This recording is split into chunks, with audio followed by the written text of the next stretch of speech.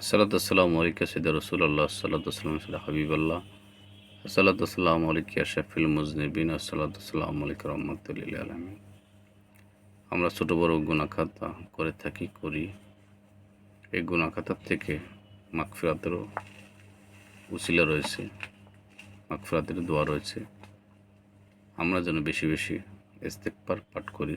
আস্তাগফিরুল্লাহি রাব্বি মিন কুল্লি যামবি এতে বিল্লাহি লা হাওলা ওয়ালা কুওয়াতা ইল্লা বিল্লাহিল আলিয়্যিল আযীম।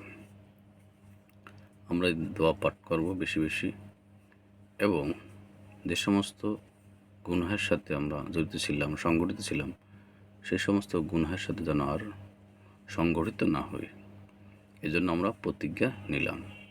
তাই প্রতিজ্ঞা বারবার ভঙ্গ করা যাবে না। তাই মহান মালিক আমাদের আত্মার মুক্তির জন্য এই সুব্যবস্থা রেখেছেন। বলেন আলহামদুলিল্লাহ রাব্বিল আলামিন।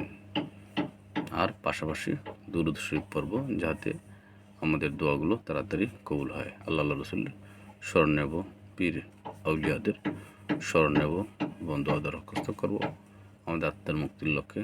সকলে ভালো থাকবেন, সুস্থ থাকবেন, আমার কন্টেন্টগুলো দেখবেন। কন্টেন্টগুলো ভালো লাগলে লাইক কমেন্ট শেয়ার করবেন।